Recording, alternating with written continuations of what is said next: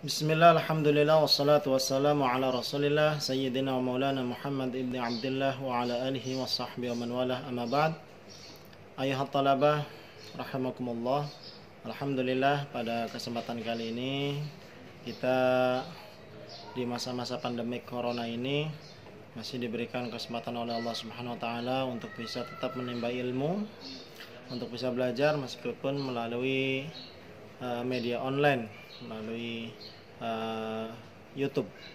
Alhamdulillah, ini adalah pertemuan pertama kita untuk pelajaran akidah di kelas 3 yang I'dadul Lughawi Pesantren Baitul Quran Depok. Pembahasan kita insyaallah pada pertemuan kali ini adalah tentang Nawaqidun Nawaqid, sebuah kitab risalah yang ditulis oleh majmu'atun minal ulama wal bahithin, sekelompok para ulama dan para peneliti, biwaqfiyati sumuwil amir Ghazi bin Muhammad al-Fikril Qur'ani, yang ada di Mamlakah Urduniyah, ya, kerajaan Yordan, yang berada di kerajaan Yordania Al-Hashimiyah. Ini adalah satu kitab yang membahas tentang akidah, yang fokusnya adalah tentang bagaimana kita memandang, menyikapi dan mengkritisi 10 pembatal keislaman. Ada sebuah artikel, ada sebuah risalah tipis yang membahas tentang 10 pembatal keislaman. Maka insyaallah kita akan membahas 10 pembatal keislaman itu, bagaimana sudut pandangnya, bagaimana kritik para ulamanya, dan lain sebagainya. Kita akan membahas hal-hal yang sudah disepakati, mana yang mujma' alaih, dan hal-hal yang masih diperselisihkan, mukhtalaf fiha. Bismillahirrahmanirrahim. Sebelum kita masuk pada pembahasan pembatal pertama dari pembatal keislaman, kita akan membahas terlebih dahulu pembukaan dari kitab ini. Yang pertama adalah bahwasanya pembatal keislaman itu tidak hanya terbatas pada 10. Jumlahnya sangat banyak sekali. Sangat banyak sekali. Banyak hal-hal yang masih di luar 10 poin tersebut itu bisa membatalkan syahadat seseorang, bisa membatalkan keislaman seseorang. Hanya saja kita harus bisa bedakan mana sesuatu yang sudah disepakati, mujma' alaih, dan mana yang masih diperselisihkan, mukhtalaf fi. Sesuatu yang sudah mujma' alaih, sudah disepakati, maka tidak ada tawar-menawar. Itulah yang membuat orang menjadi murtad kalau melakukannya. Batal keislamannya, batal syahadat yang diucapkannya. Tapi bila mana sesuatu tersebut masih diperselisihkan ulama, maka di sini perlu kehati-hatian kita dalam melontarkan tuduhan syirik, kafir, murtad, dan lain sebagainya, sehingga itu efeknya sangat besar, bisa halal darahnya dan juga bisa wajib cerai dengan pasangan hidupnya. Nah, ini berbahaya, bahkan bisa hartanya pun dijarah. Nah, ini kalau masalahnya masih khilafiyah, maka wajib bagi kita untuk menahan diri. Boleh kita memegang prinsip apa yang kita pegang, tetapi kita menghargai pilihan orang lain. Oleh karena itu, Al-Imam As-Suyuti dalam kitabnya Al-Ashbah wan Nadhair menyatakan la yungkarul mukhtalafi. Hal-hal yang masih sifatnya khilafiyah tidak boleh diingkari. Setiap orang punya pilihan, punya dalil, punya hujjah, punya argumen masing-masing. Wa innama yungkarul mujma'u alaih, ay wa innama yungkaru ma yukhaliful mujma' alaih. Yang wajib diingkari adalah hal-hal yang sifatnya melanggar kesepakatan ulama. Kalau ada hal-hal yang sudah menyelisihi kesepakatan ulama, ijma'nya para ulama, maka itulah yang wajib diingkari. Tentunya adalah dengan ma'ruf, dengan cara yang baik, agar orang itu kembali kepada hidayah Allah Subhanahu wa ta'ala. Baik ayuhat talabah, Azzana wa azakumullah. Ada sebuah hadis Rasul sallallahu alaihi wasallam yang mungkin ini menjadi pegangan kita, dan tolong diingat-ingat Rasulullah Shallallahu Alaihi Wasallam menyatakan dalam hadis yang diriwayatkan oleh Imam At-Tabrani dari sahabat Mu'adz bin Jabal, Rasul Shallallahu Alaihi Wasallam, ya, begitu juga diriwayatkan oleh Imam Ibnu Hibban dalam kitab sahihnya, Sahih Ibnu Hibban, dari sahabat Hudzaifah. Ya, Rasul menyatakan, innama atakhawwafu alaikum rajulun qara'al Qur'an. Sesungguhnya sesuatu yang paling aku khawatirkan kepada kalian adalah ada seorang yang hafal Al-Qur'an, membaca Al-Qur'an, ya, kalimat qara'a membaca, tapi umumnya di masa awal adalah hafal Al-Qur'an, hatta idza ru'iyat bahjatuhu alaihi wa kana rid'an lil islami ghayyarahu ila ma sya'allah. Dia semakin semangat, ya, dalam beragama dan sebagainya, tapi akhirnya fansalakha minhu wa nabadhahu wara'a zuhurihi. Tapi sayang, dia tidak mengamalkan secara baik akhlak-akhlak Qur'ani, ajaran-ajaran Al-Qur'an, bagaimana menyikapi saudara sesama iman. Kemudian wasa'a ala jarihi bisayf. Dia membawa senjata, membawa pedang dan lain sebagainya untuk menyerang tetangganya, waramahu bisyirki, dan menuduh tetangganya tersebut dengan tuduhan syirik.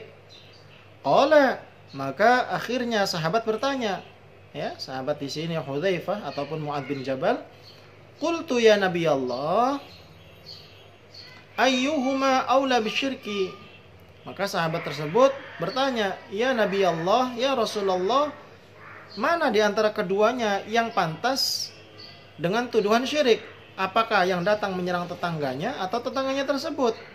Al-marmi amir rami, yang dituduh atau yang menuduh? Qala barir rami. Rasul SAW mengatakan, justru yang menuduh itulah yang berhak untuk mendapatkan stempel syirik.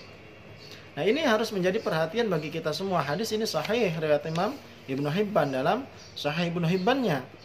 Maka berhati-hatilah. Oleh karena itu Rasul Shallallahu Alaihi Wasallam dalam riwayat yang lain yang sangat masyhur, barang siapa yang memanggil saudaranya dengan panggilan kafir, maka akan kembali kepada salah satunya. Kalau yang dituduh itu betul-betul kafir, sepakat seluruh ulama perbuatannya tersebut kafir dan tidak ada lagi celah untuk dinilai orang itu kafir, sudah sampai hujah kepadanya, maka pantaslah orang itu dikatakan kafir. Akan tetapi kalau yang dituduh tersebut ternyata perbuatannya adalah bukan perbuatan kafir ataupun masih diperselisihkan ulama, ya, bisa jadi, ya, ataupun hal tersebut belum sampai hujah kepadanya, maka tuduhan kafir itu akan kembali kepada yang menuduh. Nauzubillah tsumma nauzubillah. Di sini perlu kita mengerem lidah kita, lisan kita dari berkata yang tidak pantas untuk saudara muslim kita dengan kalimat-kalimat kafir, fasik, syirik, bid'ah dan sebagainya. Nah, ini yang harus kita pegang pertama kali. Kemudian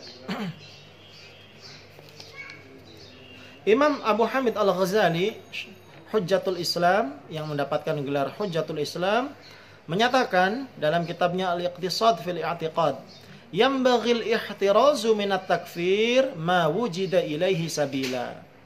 Setiap orang seharusnya menahan diri dari mengkafirkan orang lain sebisa mungkin.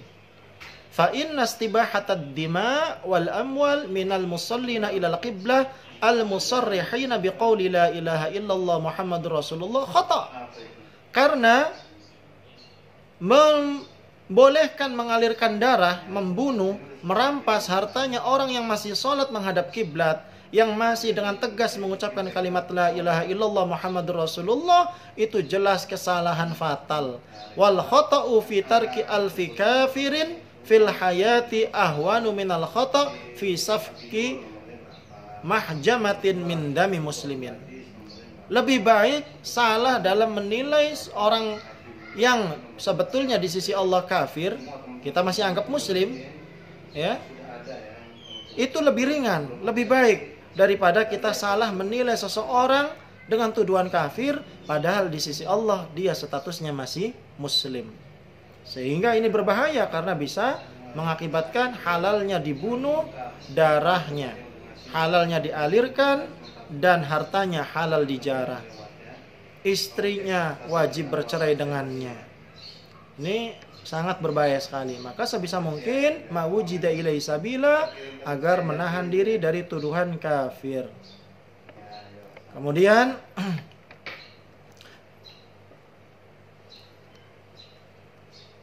ada satu kaidah dalam fikih, al-yaqinu la yazulu bisyak, atau al-yaqinu la yuzalu bisyak. Sesuatu yang sudah yakin itu tidak bisa dihilangkan dengan keraguan. Seseorang mengucapkan syahadat, yakin berarti dia muslim. Maka dengan perbuatan yang masih diperselisihkan itu sesuatu yang masih meragukan kafir atau tidaknya. Jangan sampai keyakinan kita bahwasanya dia muslim kita gugurkan hanya dengan prasangka perbuatannya tersebut ada perbuatan yang murtad. Selama permasalahan itu masih khilafiyah, tidak boleh ada stempel syirik, stempel kafir. Oleh karena itu para ulama menyatakan, Rasulullah SAW menyatakan dalam hadis yang diriwayatkan oleh Al-Imam Al-Bukhari dan Imam Muslim, man shalla salatana, siapa yang masih salat sebagaimana kita salat, wastaqbala qiblatana, dan salatnya menghadap kiblat kita sama, menghadap Ka'bah, wa akala dhabihatana, masih makan sembelihan sesama kaum muslimin, fadzalikal muslim alladzi lahu dhimmatullah wa dhimmatu rasulih, dia itu masih muslim yang dalam jaminan Allah dan jaminan Rasulnya. Kalau Allah dan Rasulnya masih menjamin, siapa yang melanggar jaminan Allah dan Rasulnya berarti itu sudah berani dengan Allah dan Rasulnya. Fala taghfirullaha fi dhimmatihi. Ya, ini hadis dari Imam Bukhari dan Imam Muslim. Kemudian kita masuk kepada pembahasan yang pertama. Ada 10 pembatal keislaman, pembatal syahadat. Yang pertama adalah ini yang sering beredar, banyak beredar di internet dan sebagainya. Asyirku fi ibadatillahi ta'ala. Syirik dalam beribadah kepada Allah Subhanahu wa taala, menyekutukan Allah dalam beribadah kepadanya. Wad dalil qauluhu ta'ala, dalilnya adalah firman Allah taala, innallaha la yaghfiru ay yushraka bihi wa yaghfiru ma duna dzalika liman yasha wa man yusyrik billahi faqad iftara itsman 'azima.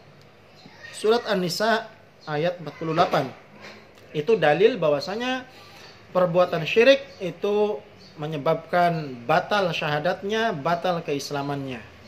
Betul, apa yang dikatakan ini adalah sesuatu yang sangat betul dan ini sepakat seluruh ulama. Hanya saja pertanyaannya adalah perbuatan seperti apa yang dikategorikan syirik. Nah, itu baru pembahasan detailnya. Kemudian poin pertama tadi menyatakan lanjutannya, wa qala ta'ala laqad kafara alladziina qalu innallaha huwal masih ibnu maryam. Wa qala al-masih ya bani Israila a'budullaha rabbi wa rabbakum innahu man yusyrik billahi faqad harramallahu 'alaihi al-jannata wa ma'wahu an-nar wa ma lidh-dhalimina min ansar. Al-Maidah ayat 72. Nah, ini ayat yang kedua adalah menjelaskan tentang syiriknya orang yang menjadikan Al-Masih ibnu Maryam, Nabi Isa anaknya Maryam, sebagai Tuhan. Sebagai Tuhan. Padahal Nabi Isa Al-Masih pernah berkata kepada kaumnya, ya, kaum Bani Israel, agar menyembah Allah Subhanahu wa taala sebagai Tuhannya. Innahu may yusyrik billahi faqad harramallahu 'alaihil jannah, bahwasanya orang yang menyekutukan Allah maka haram baginya adalah surga dan tempatnya adalah di neraka. Ini Al-Maidah 72 menjelaskan tentang orang yang menyembah Nabi Isa alaihissalam sebagai sesembahan selain Allah Subhanahu wa taala. Itu juga syirik, jelas ini. Wa minhu adz-dzabhu li ghairillahi kaman yadhbahu lil jin aw lil qabr. Di antara perbuatan syirik selanjutnya adalah menyembelih untuk selain Allah, menyembelih binatang, menyembelih sapi, menyembelih kambing, menyembelih ayam dan sebagainya, tujuannya untuk selain Allah. Contohnya di sini katanya, kaman yadhbahu lil jin, sebagaimana orang yang menyembelih untuk jin, sesajen-sesajen, aw lil qabr, atau menyembelih binatang tertentu, ayam dan sebagainya untuk kuburan Syekh fulan.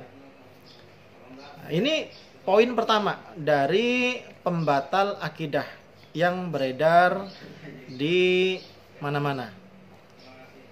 Permasalahannya adalah seperti yang saya ceritakan tadi, Di poin pertama ini ada 3 poin yang masing-masing perlu ditelisik lebih dalam. Yang pertama adalah betul bahwasanya perbuatan syirik membatalkan keislaman. Tapi apa contohnya? Detailnya yang bagaimana? Jangan sampai syirik menurut kelompok fulan, menurut kelompok tertentu, tapi tidak menurut kelompok yang lain. Dan ini masih diperselisihkan ulama terdahulu. Maka tidak boleh menuduh pelakunya telah keluar dari Islam. Karena masih khilafiyah, belum mujma'un alaih. Kemudian yang kedua, tentang Nabi Isa. Ini menjadi sesembahan selainnya. Betul, bahwasanya orang yang menyembah Tuhan selain Allah itu adalah telah batal keislamannya. Tapi kalau disamakan dengan kasus orang yang begitu mencintai Syekh Al-Badawi, Syekh Abdul Qadir Al-Jilani, ya, dan juga imam-imam yang lain dengan menganggap bahwasanya pengikutnya, pelakunya itu adalah menyembah syekh-syekh tersebut, maka ini yang harus dikritisi. Karena yang namanya niat adanya di hati, tidak ada yang tahu kecuali si pelakunya. Dan kita wajib husnudzon kepada Allah Subhanahu wa taala, karena kaidahnya tadi yang sudah disebutkan, al-yaqinu la yazulu bisyak. Kita sudah yakin orang itu muslim, maka tidak boleh karena kita ragu perbuatannya itu adalah kafir atau tidak, kemudian dengan seenaknya kita mengatakan dia telah musyrik atau kafir atau murtad. Nah, ini yang berbahaya. Ya, dan kita husnudzon pada muslim, tidak ada yang namanya menyembah syekh tertentu. Mereka hanya berdoa kepada Allah Subhanahu wa taala dengan kecintaan mereka kepada syekh-syekhnya. Disebutkan nama syekhnya dalam doa mereka. Harapannya Allah memudahkan terkabulnya doa-doa mereka. Dan ini nanti masuk ke pembahasan poin yang kedua tentang pembatal keislaman. Maka dari itu ini pembahasannya panjang. Kita akan masuk di pembahasan selanjutnya.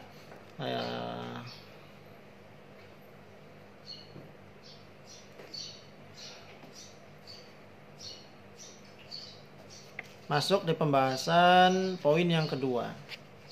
Ya.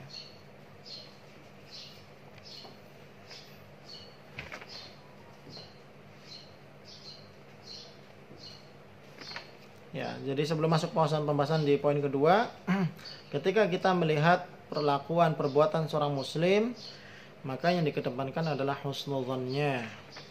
Karena hati seorang muslim itu tidak ada yang tahu, hati seorang manusia tidak ada yang tahu kecuali Allah Subhanahu wa taala dengan dirinya. Nah, satu contoh. Satu contoh. فلا بد من التفريق بين الفعل الذي ظاهره العبادة إذا صرف لغير الله تعالى بنية التعبد فإن كان بنية العبادة لغير الله تعالى فإنه يعد شركا. Maka kita harus bisa membedakan antara perbuatan seseorang yang kelihatannya itu seperti ibadah terus disampaikan kepada selain Allah. Kalau orang itu niatnya adalah ibadah kepada selain Allah, jelas ini syirik. Ini sepakat seluruh ulama.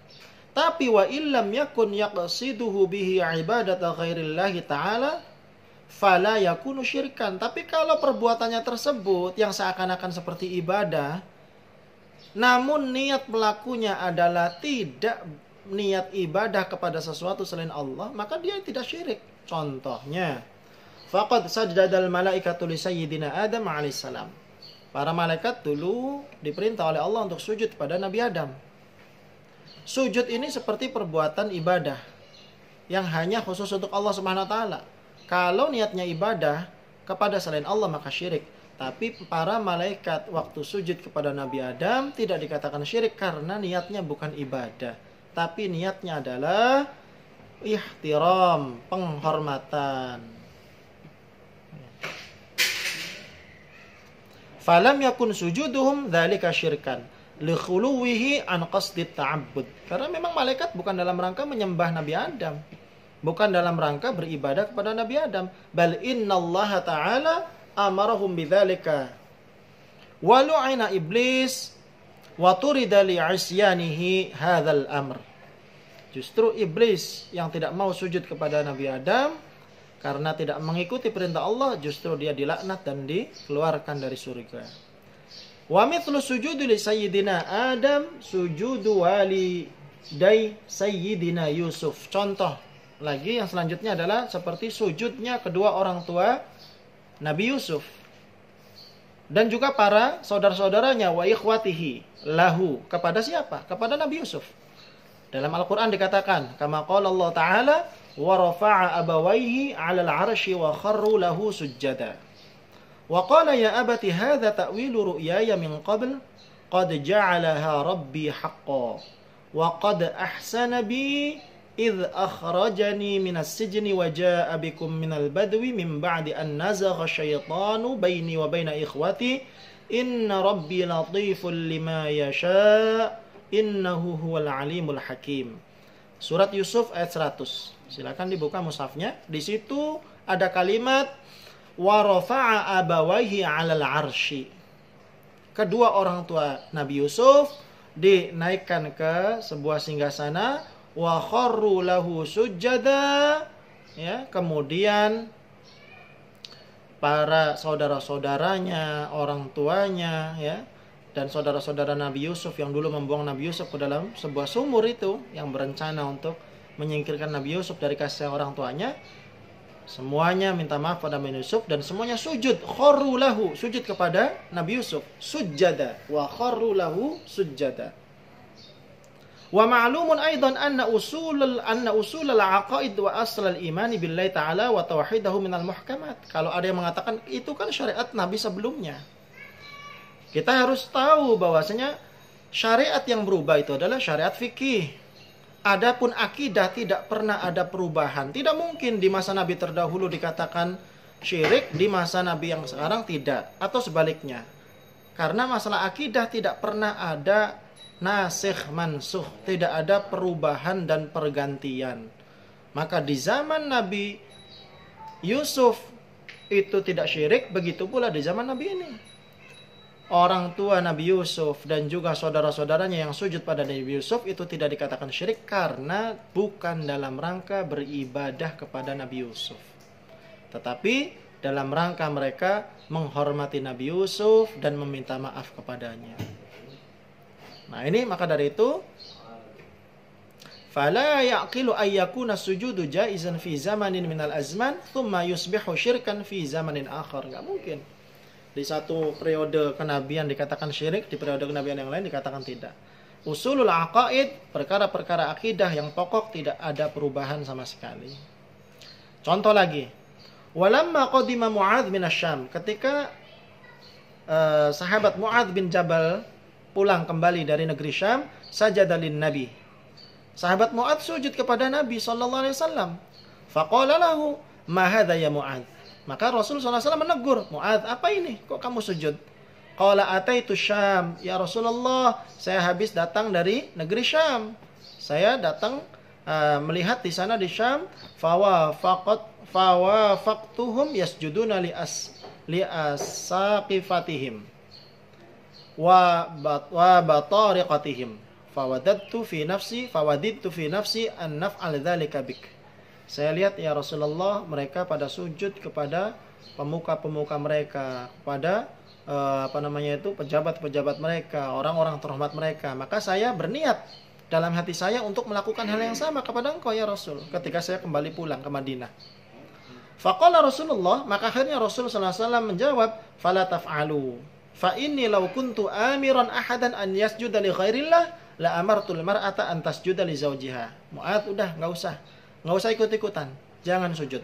Ya, kalau seandainya saya boleh memerintahkan seseorang untuk sujud kepada selain Allah, maka pasti saya akan perintahkan seorang istri untuk sujud kepada suaminya. Hadis riwayat Imam Ibnu Majah. Coba kita perhatikan, dari hadis tersebut ternyata Nabi tidak menatakan sahabat Mu'adz bin Jabal dengan kalimat syirik, tidak, ataupun kafir, tidak. Wa fi hadzal hadits dalilun ala anna Nabi lam yattahim Mu'adzan bisyirki awil kufri. Nabi tidak menuduh, tidak mengecap, tidak melontarkan kalimat syirik atau kafir kepada Mu'adz. Padahal Mu'adz sujud kepada Rasulullah. Wa inna ma'alima anna ma fa'alahu Mu'adz kana min babit tauqir. Kenapa? Karena Nabi tahu yang dilakukan Mu'adz bukan dalam rangka mengibadahinya, tapi dalam rangka menghormati, tauqir wal ihtiram, dalam rangka menghormati. La min babil ibadah, bukan dalam rangka ibadah. Kalau seandainya perbuatan Mu'adz itu salah dan kafir, pastinya Rasul menasihati Mu'adz untuk syahadat ulang. Padahal di sini Mu'adz tidak disuruh untuk syahadat ulang. Maka perbuatan tersebut bukan perbuatan kafir ataupun syirik. Nah, ini perlunya kita kritis dalam melihat perbuatan seorang dan kita mendapatkan husnudzon kita. Memang tidak pantas seseorang sujud kepada orang lain, tidak boleh.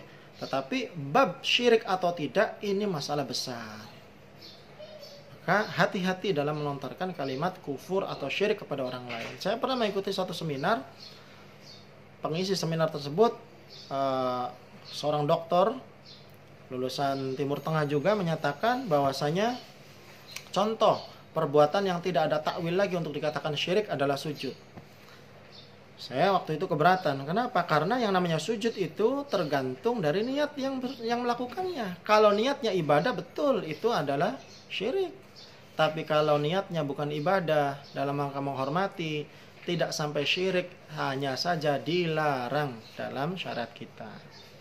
Tapi dalam bab akidah itu bukan syirik.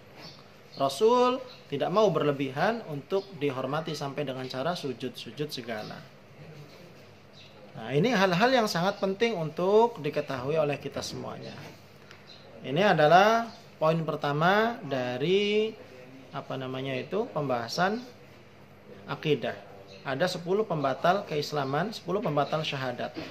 Kita baru bahas poin yang pertama. Ya, poin yang pertama. Insyaallah nanti kita akan bahas poin yang kedua pada pertemuan berikutnya. Lebih detail lagi tentang masalah tawassul dan istighatsah. Wallahu a'lam bishawab.